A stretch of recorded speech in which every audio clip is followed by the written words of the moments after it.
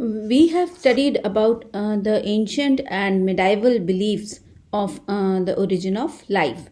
So, students, today we are going to study the modern hypothesis supporting origin of life. So, let's proceed. अब modern hypothesis origin of life की वो दी थी Ernest Haeckel ने। Ernest Haeckel ने उन्होंने ये बताया कि सबसे प्रिमिटिव ऑर्गेनिजम्स धरती पर अचानक से पैदा हुए, अचानक से उनका जन्म हुआ और ये धरती पर अवेलेबल, अर्थ पर अवेलेबल इनऑर्गेनिक मैटर से इनकी बर्थ हुई ऑर्गेनिजम्स की। और इसके लिए बहुत सारे एक्सटर्नल फिजिकल फोर्सेस जैसे कि इलेक्ट्रिकल डिस्चार्जेस, अल्ट्रावायलेट लाइट और कॉर्पस्कुलर रेडिएशंस रिस्पॉन्सिबल थी। हेकल के वर्क को सपोर्ट किया हाल्डेन, ओपेरिन, मिलर और यूरे ने सपोर्ट किया। तो अब देखते हैं कि कैसे सबसे पहले यूनिवर्स का ओरिजिन हुआ हो गया। तो लास्ट में क्या आया कि एटमॉस्फेयर कैसे बना हमारा। और ये एटमॉस्फेयर कौन सा, पुराना वाला जो प्रिमिटिव, जो अर्ली एटमॉस्फेयर था, वो कैसे बना वो देखिए। तो प्रिमिटिव एटमॉस्फेयर जो है वो अर्थ का, ऐसा माना जाता है कि ओरिजिनल टेम्परेचर अर्थ का वो 5000 से 6000 डिग्री सेल्सियस हुआ करता था। इतने हाई टेम्परेचर पर कुछ एलिमेंट्स जैसे कि हाइड्रोजन है, ऑक्सीजन, कार्बन और नाइट्रोजन फ्री फॉर्म में एग्जिस्ट नहीं कर सकते थे। इसलिए इन्होंने आपस में कंबाइन करना शुरू किया और इनके कॉम्बिनेशन से डिफरेंट कंपाउंड्स बने जैसे कि ऑक्साइड्स, कार्बाइड्स और नाइट्राइड्स। इस वजह से ही कार्बन ने dicarbon, cyanogen, methane, carbon dioxide, carbon monoxide और मेटल कार्बाइड्स बनानी शुरू कर दी थी। नाइट्रोजन अलग अलग मेटल्स के साथ कॉम्बिनेशन में थी और उसने उनके नाइट्राइड्स बना दिए। ऑक्सीजन ने डिफरेंट मेटल्स के साथ में ऑक्साइड्स बनाए और हाइड्रोजन ने ऑक्सीजन के साथ में कंबाइन करके वाटर बनाया और नाइट्रोजन के साथ में कंबाइन होने से अमोनिया बना, मीथेन बना और साइनामाइड बना। अब अर्थ का टेम्परेचर उस समय इतना हाई था कि ये कंपाउंड्स, सारे के सारे कंपाउंड्स गैशियस स्टेट में प्रेजेंट थे और वाटर जो बना था हाइड्रोजन और ऑक्सीजन के कॉम्बिनेशन से, वो सुपर हीटेड स्टीम के फॉर्म में था। तो ये सब चीज़ों ने मिल करके अर्थ का प्रिमिटिव एटमॉस्फेयर बनाया। जैसे जैसे धरती कूल हुई, ठंडी होती गई, ये कुछ एटमॉस्फेरिक गैसेस लिक्विफाई हो गई और कुछ लिक्विड्स सॉलिड्स में कन्वर्ट हो गए। स्टीम वाटर में बन गई और बारिश होने लग गई। जब rain droplets superheated earth crust पर आई तो वो इवेपोरेट हो गई और वापस से एटमॉस्फेयर में चली गई। तो इस तरीके से एक साइकिल बन गई और ये साइकिल मिलियंस ऑफ ईयर्स तक चली गई और इसकी वजह से, इस साइकिल की वजह से धरती कूल होती गई। अब जब कूल हो गई अर्थ की सरफेस तो उसने वाटर को होल्ड करना शुरू कर दिया और लार्ज वाटर बॉडीज बन गई और सबसे जो इनिशियल जो ओशियंस थे, महासागर थे, उनका जन्म हुआ, वो एग्जिस्टेंस में आ गए। अब ये ओशियानिक वाटर के अंदर एटमॉस्फेरिक अमोनिया और मीथेन प्रेजेंट हुआ करती थी जो उसके अंदर डिसॉल्व फॉर्म में थी। ये जब इवेपोरेट होती थी तो फिर एटमॉस्फेयर में ये रेन के साथ साथ वापस से अर्थ सरफेस पर आती थी। इसी प्रोसेस में मिनरल रॉक्स भी डिसॉल्व हो जाती थी और कई सारे मिनरल्स और सॉल्ट्स ओशियानिक वाटर में जमा होते गए। तो इस तरीके से जो प्रिमिटिव ओशियंस थे वो एल्कलाइन होते थे पीएच में, अप्रॉक्सीमेटली 8 पीएच के। तो इस तरीके से प्रिमिटिव एटमॉस्फेयर का जन्म हुआ। अब हम आते हैं नेक्स्ट, इसके बाद देखिए ये गेमो करके एक वर्कर थे, इन्होंने इसके बारे में बताया बिग बैंग थ्योरी के कि यूनिवर्स अबाउट 14 मिलियन ईयर्स पहले एक कॉस्मिक मैटर के एक्सप्लोजन से बना है। इस कॉस्मिक मैटर का जब एक्सप्लोजन हुआ, कंडेंस मास था कॉस्मिक मैटर का, जब उसमें एक्सप्लोजन हुआ तो एक स्मॉल स्फीयर बन गया और कुछ एलिमेंट्री पार्टिकल्स बने और उन एलिमेंट्री पार्टिकल से हाइड्रोजन की फॉर्मेशन हुई। जब हाइड्रोजन बनी तो उसने दूसरे एलिमेंट्स को जन्म दिया। ये phenomenon approximately 10 billion years ago हुआ था। इसके बाद नेक्स्ट आई, बहुत सारे एस्ट्रोनॉमर्स ऐसा बिलीव करते हैं कि यूनिवर्स केवल एक बिग बैंग थ्योरी से ही नहीं बल्कि कई सारी बिग बैंग से पास हुआ है और उसके बाद यूनिवर्स का फॉर्मेशन हुआ। तो ये जो कई सारे बिग बैंग हुए वो ऑल्टरनेट कर रहे थे एक कॉन्ट्रैक्टिंग फेज से। बिग बैंग हुआ मतलब एक्सप्लोजन हुआ और एक्सपेंशन हुआ, यूनिवर्स का एक्सपेंशन होने हुआ। तो उसके थोड़ी ही जिसको हमने बिग बैंग कहा, उसके कुछ टाइम बाद एक कॉन्ट्रैक्टिंग फेज आया जिसको कि द बिग क्रंच कहा गया। अब ऐसे ही सब्सिक्वेंट बिग बैंग और बिग क्रंच के बीच में ऑसिलेशन होता रहा और इस तरीके से ऐसा माना जाता है कि यूनिवर्स का फॉर्मेशन एक ऑसिलेटिंग बिग बैंग थ्योरी के अनुसार हुआ। हमारी गैलेक्सी जिसको हम मिल्की वे कहते हैं वो भी इसी फिनोमिनन से बनी है और उसको हम मानते हैं कि ये 150 to 200 बिलियन स्टार्स हैं उसके अंदर। अब जब यूनिवर्स बना तो उसके बाद तो इस प्रोसेस को जिसमें कि सोलर सिस्टम और अर्थ बने उसको बायोपोइसिस कहा जाता है।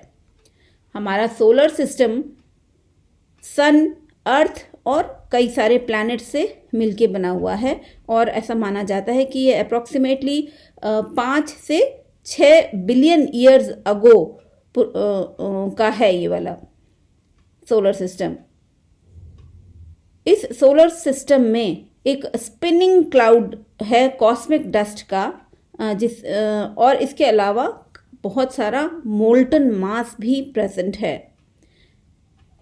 इस स्पिनिंग कॉस्मिक डस्ट को हम नेब्यूला या नेब्यूलर हाइपोथेसिस कहते हैं इसको, और जिससे हम ये मानते हैं कि अर्थ एक मोल्टन मास है, उसको प्लैनेटिज्मल हाइपोथेसिस कहा जाता है। तो अकॉर्डिंग टू नेब्यूलर हाइपोथेसिस जो अर्थ का और सोलर सिस्टम का ओरिजिन हुआ वो कैंट नाम के इवोल्यूशनरी बायोलॉजिस्ट ने दिया था और इन्होंने बताया कि 10 से 20 मिलियन ईयर्स अगो कॉस्मोस जो था वो एक स्मॉल स्फीयर था, एक हाईली कंडेंस्ड कॉस्मिक मटेरियल का। इस कंडेंस्ड मास में एक्सप्लोजन हुआ और ये बहुत सारे छोटे टुकड़ों में बंट गया जिसे नेब्यूले कहते हैं। हमारा सोलर सिस्टम ऐसे ही एक नेब्यूला है, ऐसा ही एक नेब्यूला कहलाता है। नेब्यूला कोल्ड और स्पिनिंग क्लाउडी मास से बना हुआ था जिसमें सेंटर में जिसके कॉस्मिक डस्ट और बहुत सारी गैसेस प्रेजेंट थी। ये जो सेंट्रल मास था नेब्यूला का वो कंडेंस हो गया और उसने प्रिमिटिव सन का निर्माण किया। तो इस तरीके से इनिशियली अर्थ जो है ऐसा माना जाता है कि वो एक फायरी स्पिनिंग बॉल थी हॉट गैसेस और वेपर्स की, और ये वेपर्स कई सारे एलिमेंट्स के थे।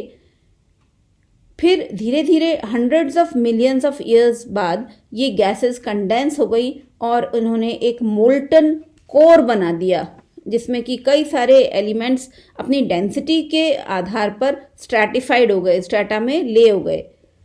जो हैवी एलिमेंट्स थे जैसे कि आयरन और निकल है वो तो अर्थ के सेंटर पर चले गए और उन्होंने एक सॉलिड कोर बना दिया अर्थ का, जबकि जो लाइटर एलिमेंट्स थे जैसे सिलिकॉन और एल्यूमिनियम है वो सरफेस के ऊपर आ गए और उन्होंने अर्थ की सरफेस या जिसे क्रस्ट कहते हैं उसका निर्माण किया। अर्थ के कोर और क्रस्ट के बीच में जो भाग है वो मैंटल कहलाता है। ये मैंटल कई सारे एलिमेंट्स जैसे कि आयरन, मैग्नीशियम और सिलिकेट से मिलकर बना है। इसे हम प्लैनेटेसिमल हाइपोथेसिस कहते हैं। तो अब जब बायोपोएसिस हो गया यानी सोलर सिस्टम और अर्थ का निर्माण कि लाइफ का ओरिजिन केमिकली कैसे हुआ, इसको हम कीमोजेनी कहते हैं और इसको हमने कई सारे स्टेप्स में डिवाइड किया हुआ है। जैसे फर्स्ट है इसमें कि ओरिजिन ऑफ ऑर्गेनिक कंपाउंड्स। तो chemical origin of life was given by Oparin और ओपेरिन ने कहा कि कुछ सिंपल कंपाउंड्स धीरे धीरे और कॉम्प्लेक्स ऑर्गेनिक कंपाउंड्स में कन्वर्ट होते गए जो कि इलेक्ट्रिकल चार्जेस, यूवी रेज या कॉर्पस्कुलर रेडिएशंस के इन्फ्लुएंस में थे। तो सबसे पहले ओरिजिन ऑफ ऑर्गेनिक कंपाउंड्स हुआ, उनमें इनिशियली हाइड्रोकार्बन्स की फॉर्मेशन हुई। फर्स्ट था फॉर्मेशन ऑफ हाइड्रोकार्बन्स, उसके बाद formation of oxy and hydroxy derivatives of hydrocarbons बने, उसके बाद कार्बोहाइड्रेट्स बने, फिर फैटी एसिड्स एंड ग्लिसरॉल्स बने, उसके बाद फॉर्मेशन ऑफ अमाइनो एसिड्स हुआ। अब इन सब चीज़ों का जब निर्माण हुआ, जैसे कार्बोहाइड्रेट्स, फैट्स, अमाइनो एसिड्स और कई सारे दूसरे ऑर्गेनिक कॉम्प्लेक्स कंपाउंड्स जब सी में बने, तो उसको हेल्डेन ने कहा कि ये एक हॉट डाइल्यूट सूप है। हॉट डाइल्यूट सूप आपने कॉमनली सुना होगा इवोल्यूशन में, ओरिजिन ऑफ लाइफ में जब आप पढ़ते हैं। तो ये हॉट डाइल्यूट सूप क्या था, ओशियन में जब ओशियानिक वाटर में जब बहुत सारे कार्बोहाइड्रेट्स, फैट्स, अमीनो एसिड्स और दूसरे कॉम्प्लेक्स कंपाउंड्स मिल गए थे, तब उसको उन्होंने हॉट डाइल्यूट सूप का नाम दिया, जिसमें कि कई सारे ऑर्गेनिक सब्सटेंसेस एबंडेंस में थे। स्टेप 2 पे आते हैं। स्टेप 2 में बहुत सारे मैक्रो मॉलिक्यूल्स और कॉम्प्लेक्स ऑर्गेनिक मॉलिक्यूल्स की फॉर्मेशन हुई, जिसे हम पॉलीमराइजेशन और कंडेंसेशन कहते हैं। इस प्रोसेस में कई सारे polysaccharides, fats, proteins, purines, पिरिमिडीन्स, nucleosides और न्यूक्लियोसाइड्स बने। इसी को पॉलीमराइजेशन कहा जाता है। सिमिलरली एक large number of amino acids जब साथ साथ अमीनो एसिड मॉलिक्यूल्स लिंक हो गए, तो उन्होंने पॉलीपेप्टाइड चेन बना दी। उनमें से कुछ ने प्रिमिटिव एंजाइम्स की तरह से एक्ट करना शुरू कर दिया और कई सारे दूसरे स्पेसिफिक मॉलिक्यूल्स के फॉर्मेशन में इन्होंने अपना रोल निभाया। फॉर्मेशन ऑफ प्रोटीन मॉलिक्यूल्स जो है वो ओरिजिन ऑफ लाइफ का लैंडमार्क कहा जाता है, क्योंकि आपको सबको पता ही है कि protein are the building blocks of organisms. तो इसके बाद ओरिजिन ऑफ ऑर्गेनाइज्ड स्ट्रक्चर्स हुआ, जिन्हें हम प्रोटोसेल्स कहते हैं। इसमें ऑर्गेनिक मोनोमर्स और पॉलीमर्स बनने शुरू हो गए। डिफरेंट मॉलिक्यूल्स के बीच में hydrogen bonding, ionization, solubility, surface tension जैसी प्रोसेसेस से कई सारे मॉलिक्यूल्स का ओरिएंटेशन हुआ। जैसे कि फॉस्फोलिपिड्स बनने शुरू हो गए थे। ये फॉस्फोलिपिड्स मेम्ब्रेन्स या वेसिकल्स के फॉर्म में बने, मेम्ब्रेन के पार्ट हो गए, मेम्ब्रेन वेसिकल्स के, और इनके अंदर पॉलीपेप्टाइड्स और दूसरे मॉलिक्यूल्स इनके अंदर बाउंड हो गए। और ऐसा माना जाता है कि ये जो मॉलिक्यूल्स हैं, इन्होंने आगे चल के ओरिजिन ऑफ लाइफ में अपना मेजर या इम्पॉर्टेंट स्टेप के फॉर्म में इनको माना जाता है। जब बेसिक प्रोटीन्स जब न्यूक्लिक एसिड्स के फॉर्म में ट्रैप हो गए तो इन्होंने छोटी छोटी ड्रॉपलेट्स बना दी और इनमें हाई कंसंट्रेशन ऑफ प्रोटीन्स और न्यूक्लिक एसिड्स पाया जाता था। ये वेसिक्यूलर फॉर्म में थे। ऐसी एडवांस ड्रॉपलेट्स यूनिक सब सिस्टम्स के फॉर्म में कार्य करने लग गई। ऐसे सिंपल स्ट्रक्चर्स जो हैं उनको साइंटिस्ट ने लेबोरेटरी में भी तैयार किया और जिसमें कि लाइफ के बेसिक प्री रिक्विजिट्स थे और इन्होंने इसका नाम कोएसरवेट्स दिया। कोएसरवेट्स के अलावा इनको माइक्रोस्फीयर्स भी कहा गया। जब ये लेबोरेटरी में इनका निर्माण किया गया तो उनको कोएसरवेट्स या माइक्रोस्फीयर्स का नाम दिया गया। अब कोएसरवेट्स क्या होते हैं आपको ये पता होना चाहिए। तो यहाँ पर आप इस फिगर में देख सकते हैं कि ये प्रोटीन्स हैं और ये पॉलीसैकेराइड्स हैं। प्रोटीन्स और पॉलीसैकेराइड्स एक पर्टिकुलर पीएच पर कंबाइन हुए और इन्होंने देखिए यहाँ पे ब्लू और रेड जो यहाँ पे प्रोटीन्स और पॉलीसैकेराइड्स से कंबाइन हो गए एंड दे फॉर्म एक मेम्ब्रेन से सराउंड हो गए एंड दे फॉर्म्ड कोएसरवेट्स। ये कोएसरवेट्स कई सारे फिर पास पास आ गए, साथ साथ आ गए और इसको हम एग्रीगेशन ऑफ कोएसरवेट्स कहते हैं। एग्रीगेशन ऑफ कोएसरवेट्स कहते हैं इसको। ये कोएसरवेट ड्रॉपलेट्स हायर कंसंट्रेशन पर एक्वस फेज में पाई जाती थी। कोएसरवेट्स बहुत अच्छे खासे बड़े होते थे जो कि माइक्रोस्कोप में देखे जा सकते हैं। क्योंकि ये लेबोरेटरी में बनाए गए थे इसलिए इनको माइक्रोस्कोप में इनको इजीली देखा जा सकता था। ये सिंपल ऑर्गेनाइजेशन होता था इन कोएसरवेट्स का। अधिकतर ये कोएसरवेट्स अनस्टेबल होते थे लेकिन कुछ कोएसरवेट्स सोल्यूशन फॉर्म में काफ़ी लंबे समय तक रह सकते थे। ये कोएसरवेट्स अपने साइज भी चेंज करते थे। They could increase their size. ये प्रोटीन्स को एब्जॉर्ब कर लेते थे और दूसरे ऑर्गेनिक मटेरियल्स को भी एब्जॉर्ब कर पाते हैं और उससे ये बड़े हो जाते थे। साथ ही साथ कोएसरवेट्स में डिवाइडिंग प्रॉपर्टी, मल्टीप्लाइंग प्रॉपर्टी भी ऑब्जर्व की गई। एंजाइम्स की प्रेजेंस में ये कोएसरवेट्स सिंथेसिस और हाइड्रोलिसिस का फंक्शन भी परफॉर्म करने लगे बहुत सारी चीज़ों का, जैसे कि स्टार्च का, और ये पॉलीन्यूक्लियोटाइड्स भी, इन्होंने पॉलीन्यूक्लियोटाइड्स का भी निर्माण किया। फिर नेक्स्ट है आपके माइक्रोस्फीयर्स और माइक्रोस्कोपिक ग्लोब्यूल्स। जब प्रोटीनॉइड्स या प्रोटीन लाइक मटेरियल को वाटर में बॉयल किया गया और उसको ठंडा किया गया तो इसने स्मॉल स्फेरिकल स्टेबल एग्रीगेट्स बना दिए। ये प्रोटीनॉइड्स के एग्रीगेट्स थे जिनको माइक्रोस्फीयर्स का नाम दिया गया। माइक्रोस्फीयर्स आराम से पानी के अंदर फॉर्म होने लगे जब इनको थर्मल प्रोटीनॉइड्स में ऐड किया गया।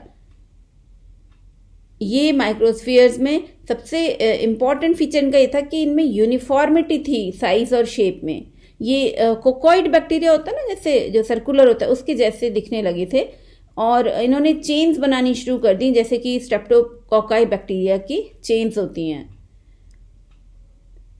लेबोरेटरी में ऐसा देखा गया कि दोनों ग्राम पॉजिटिव और ग्राम नेगेटिव माइक्रोस्फीयर्स फॉर्म हो सके थे।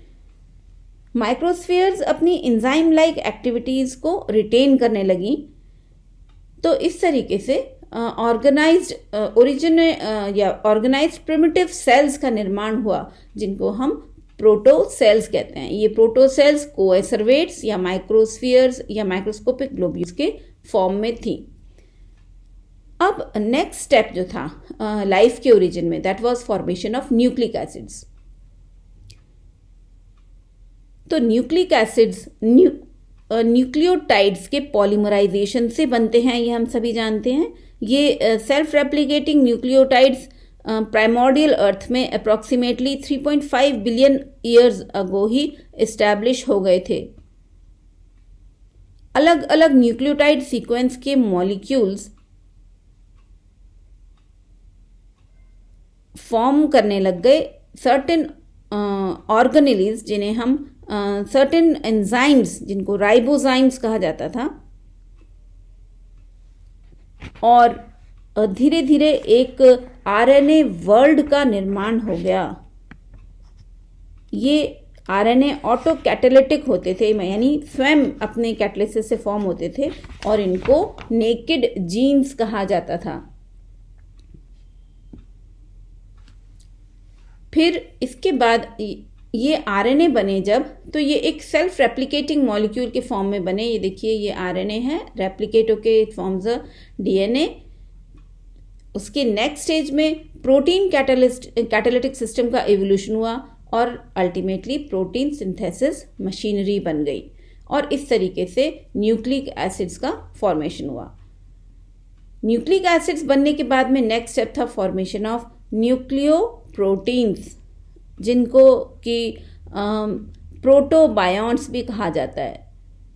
जब जायंट मॉलिक्यूल, न्यूक्लियोप्रोटीन्स के जायंट मॉलिक्यूल्स एक साथ इकट्ठे हो गए, तो इनके यूनियन से न्यूक्लिक एसिड और बेसिक प्रोटीन मॉलिक्यूल्स का फॉर्मेशन हुआ, और ये मॉलिक्यूल्स थे प्रोटोराइबोसोम्स और प्रोटोवायरसेस। जब इन न्यूक्लियोप्रोटीनॉइड पार्टिकल्स की फाइब्रस और ग्लोब्यूलर अपीयरेंस देखने को मिली, तो ग्लोब्यूलर न्यूक्लियोप्रोटीनॉइड माइक्रोपार्टिकल्स को अर्ली राइबोसोम्स कहा गया, और इनको अर्ली राइबोसोम्स कहते थे, इसीलिए इनका नाम प्रोटो राइबोसोम्स रखा गया। ऐसे ही कुछ जायंट न्यूक्लियोप्रोटीनॉइड मॉलिक्यूल्स थे, जिनको एक फ्री लिविंग जीन के फॉर्म में ऑब्जर्व किया गया। इनको हम आज के वायरसेस से कंपेयर कर सकते हैं, जिनमें एक न्यूक्लिक एसिड कोर होता है और एक प्रोटीन की कवरिंग होती है। न्यूक्लिक एसिड कोर है, ये देखिए आरएनए दिख रहा है, और एक प्रोटीन की कवरिंग है इनके आसपास। तो इस तरीके के पार्टिकल्स को हम आज का जो वायरस होता है जैसा होता है उसके जैसे थे ये, इसीलिए इनको हम प्रोटोवायरसेस भी कहते हैं। प्रोटोवायरसेस और प्रोटोबायंट्स। चलिए आगे, अब हम आते हैं, केमिकल ओरिजिन हमने पढ़ लिया, अब हम देखते हैं कि बायोलॉजिकल ओरिजिन या बायोलॉजिकल इवोल्यूशन कैसे हुआ लाइफ का। तो इसमें हम स्टेप 5 पर देखते हैं कि सबसे पहले प्राइमरी ऑर्गेनिजम्स का जन्म हुआ। ये प्राइमरी ऑर्गेनिजम्स इयोबायोन्ट्स कहलाते हैं। अब इसमें क्या हुआ कि सबसे पहले सरफेस मेम्ब्रेन, जैसे कि किसी भी सेल की प्लाज्मा मेम्ब्रेन होती है, उसकी उस तरीके की मेम्ब्रेन एक फॉर्म हो गई सेल्स की बाहर, और इनका एग्रीगेशन होने लग गया। आरएनए, सेल्फ रेप्लिकेटिंग आरएनए और डीएनए एंड प्रोटीन मॉलिक्यूल्स का एग्रीगेशन होना शुरू हो गया। तो उससे प्रिमिटिव ऑर्गेनिजम्स फॉर्म हुए, जिन्हें इयोबायंट्स कहा जाता है।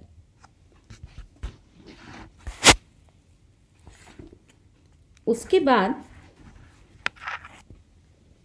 Evolution of modes of nutrition हुआ। अलग अलग न्यूट्रिशन के तरीके जो थे वो इवोल्यूशन में आए, जिसमें पहले कीमो हीटरोट्रॉफ्स, फिर पैरासिटिज्म, सैप्रोफाइटिज्म, प्रीडेशन या जिसे एनिमलिज्म कहते हैं, फिर कीमो सिंथेसाइजर्स या कीमो ऑटोट्रॉफ, फिर एनारोबिक फोटो ऑटोट्रॉफ्स, और धीरे धीरे एरोबिक फोटो ऑटोट्रॉफ्स ने जन्म लिया।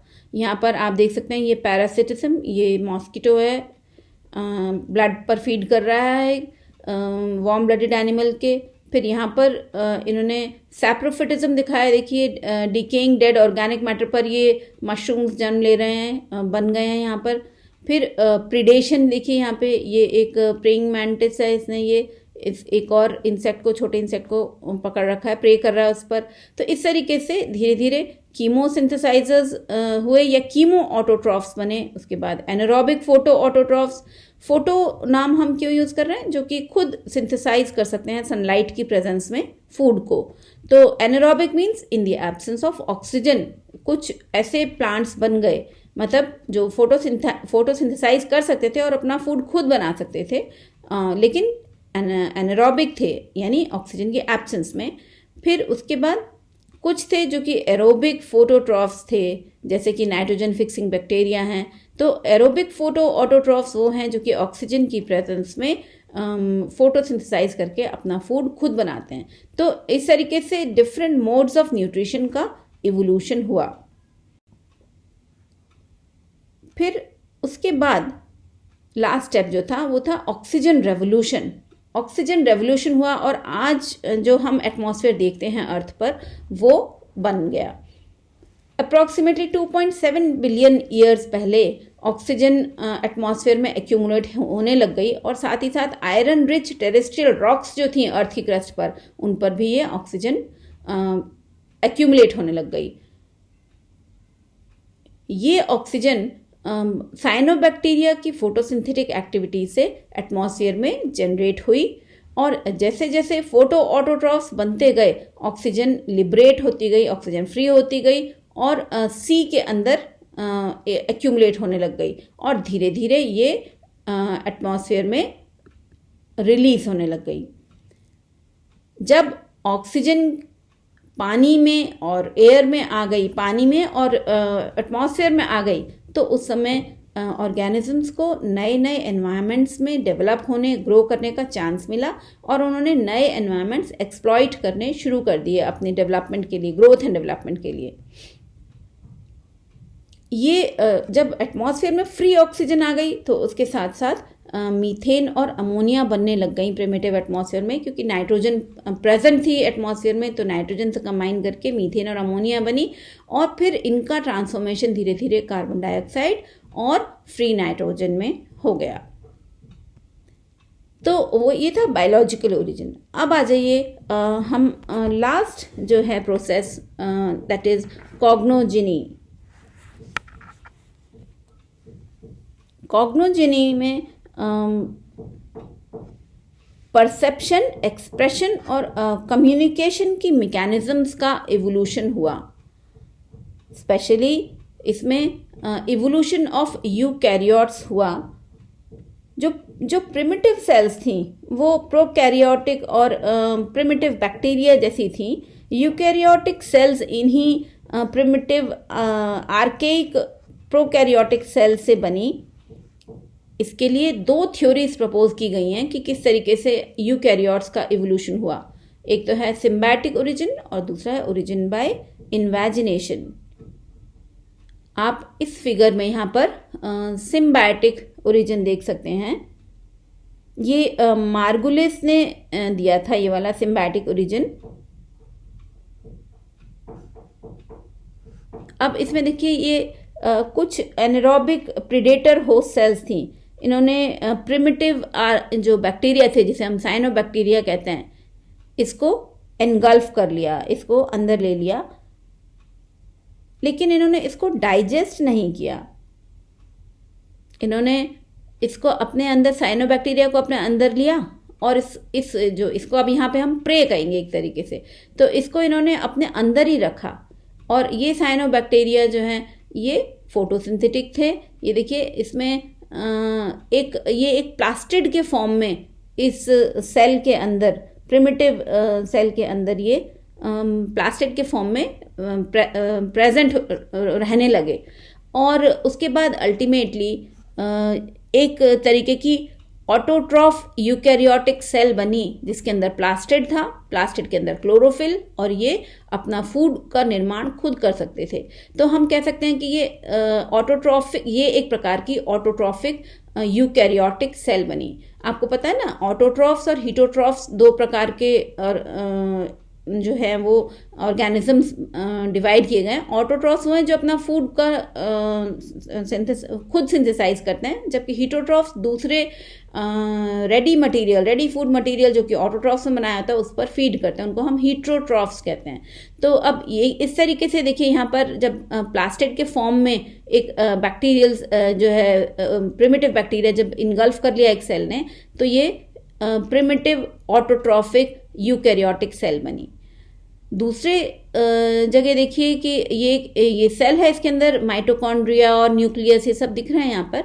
ये हीटोट्रॉफिक यूकैरियोटिक सेल किस तरीके से बनी कि इस ओरिजिनल सेल ने इसने प्रिमिटिव सेल ने एक साइनोबैक्टीरिया को इनगल्फ कर लिया। इनगल्फ करने के बाद में इसमें इसका डाइजेशन, ये एक प्रे की तरह था, ये चीज़ शिकार है, ये इसको इसने अपने अंदर ले लिया और उसके बाद इसका डाइजेशन हो गया। तो इस तरीके से एक हिटोट्रॉफिक सेल का निर्माण हुआ, हिटोट्रॉफिक यूकैरियोटिक सेल का फॉर्मेशन हुआ। तो this is all about how origin of life took place. अब हिटोट्रॉफिक सेल जब बन गई तो उसके बाद बहुत सारे ऑर्गेनिजम्स का जन्म हुआ। ऐसे ही ऑटोट्रॉफिक यूकैरियोटिक सेल बनी तो उससे बहुत सारे प्लांट्स या जितने भी स्पीशीज हैं, प्लांट स्पीशीज, उनका निर्माण हुआ। तो इस तरीके से लाइफ का ओरिजिन हुआ अर्थ पर। That is all for this lecture.